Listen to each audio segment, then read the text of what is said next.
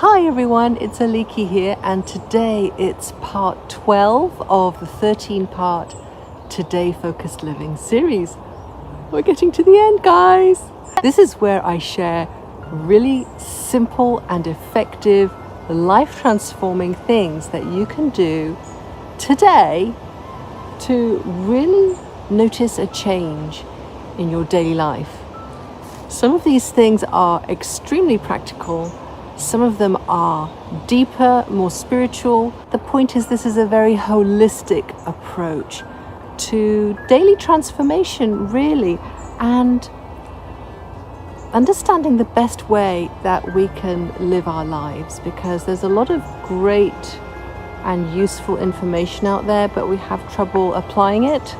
And, we can get caught up in our minds and go off on tangents and get discouraged and all that kind of thing. So this Today Focused Living series is really created to empower you and to share with you simple things that I do that have really made an enormous difference in my life. Number 23 is, wait for it, wake up with a smile.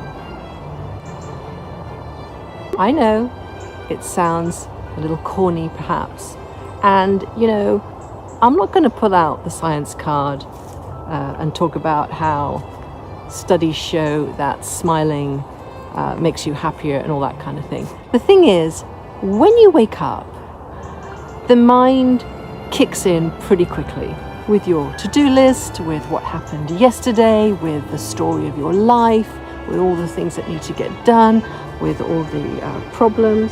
So if you can remember to let your face smile before all that happens, or as all that is happening, you can start the day in a better way. You can start the day with the realization that, what a blessing, I'm alive. I'm alive. It's a new day and I get to experience life today. And remember, everything is new. Today, everything is new. As long as you're not living up here and you're bringing all the past into today with you, or you're worrying and anxious about a future that hasn't happened and probably never will happen. Smile simply because you can. Smile because today is the greatest gift that we've been given. Smile because it makes you feel good. Smile because you look beautiful when you smile. I've been around for several years now on this earth, and I can tell you with firm assurance that everyone is beautiful when they smile. I always tell my daughter the most beautiful thing you can wear is a smile. Because it's true, isn't it? If you've been down and out lately and smiling seems a bit of a stretch, a bit foreign, a bit difficult, we can have a little practice right now, okay? Let's do it together. Now, I have full confidence in you. We'll start slow. Start slow. Feel the anticipation building. The smile is coming. Relax the corners of the mouth. You can do this. You've got this. Here it comes. Here it comes. Let it come. Don't fight it. It'll just be for a second. That's all, just for a second. You can do it. You can do it. You can do it. Yes! If you want to go all out, let the lips open as well. There, that wasn't so hard now, was it? Now remember, this is a today list, not a to-do list.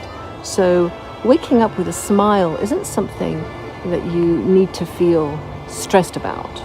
I never really advocate forcing things, and the best way to live is really to just be in the flow of life and be as natural as possible and as gentle as possible with yourself. In this case, I would say it's worth making the effort. It's worth making the effort to get into the habit of waking up with a smile. It can make such a huge difference. I mean, if you don't believe me, in fact, don't believe me, try it. Try it and let me know how you get on. Smiling in general is very good for you. It's very good for other people. Isn't it pleasant when someone serves you with a smile in a shop, right? We had that happen yesterday and I had to just thank her for it. I said, thank you, service with a smile is really a lovely thing. You can do it as many times as you like, as often as you like, but I strongly encourage you to get into the habit of waking up with a smile. You won't regret it. Number 24 is X-ray vision. X-ray, you might be wondering? What on earth is this about? Well, it's not about bones. This point is an invitation to check in with your heart and to sense if it feels closed concerning a certain person, to sense if you're carrying some kind of heavy weight around with you of unforgiveness. Because if you are, it's important to realize this and to see that an unforgiving heart is actually quite a suffering to carry around.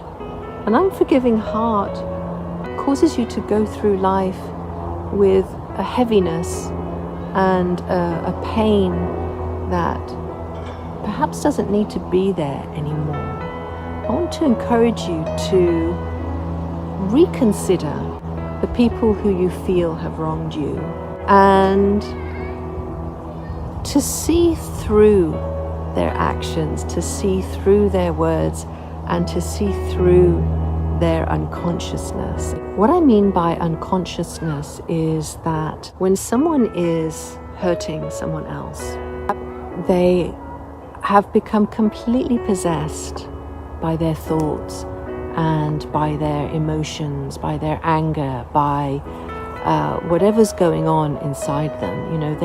They get caught up in it and they act on it. And so in that moment, they're really unconscious. They're not in their right mind, so to speak. And seeing that unconsciousness means experiencing true forgiveness and a much lighter state of being where you can finally let go of things that have been bothering you and that you've been carrying around for much longer than you actually need to. If you can look through what happened with this X-ray vision, if you can see through the unconsciousness, you can have a much clearer view. And also you can realize that by carrying around this unforgiveness, you're actually hurting yourself more than anyone else. It's affecting you more than anyone else. So this point is really a gentle invitation to do some soul searching and consider if there's anyone who you need to forgive. True forgiveness doesn't mean trying to talk yourself into forgiving. It doesn't mean forcing yourself to think positive thoughts about anyone. It doesn't mean pretending that what happened didn't happen. It's none of these things. There's none of this kind of forcing going on. You don't need to do any of that. True forgiveness is seeing through the unconsciousness. This is a beautiful way that Eckhart Tolle puts it, and it resonates so much with me. It's a very helpful way, I feel, of viewing forgiveness. It really is. It's like X-ray vision, because you're looking through that unconsciousness in the person, and you're looking through the events that happened. You're looking through it all and seeing it for what it really is. I've met so many people who haven't spoken to an immediate member of their family in so long because of something that happened, because of a misunderstanding. Days roll by without really giving it a second thought until one person comes to the end of their life, and maybe they regret in that moment, I don't know, that they didn't reconcile, or maybe they are ready to reconcile. So remember, this series is about today focused living, and with this matter of forgiveness, it's very easy to live every day just like yesterday and not to give this matter another thought because of feeling so strongly about what happened. But if you will allow your heart to soften for a moment and look at what happened with a fresh perspective, you may find that you're able to actually forgive and to let go of all this pain and heartache that you've been carrying around with you. And this can really change your life today, because no matter how the other person feels, how the other person responds to you, this is something that's happening inside you. Forgiving someone is not about them, it's about you. It's about you letting go of the unforgiveness that you've been carrying around for so long. When you're ready to, I invite you to do that.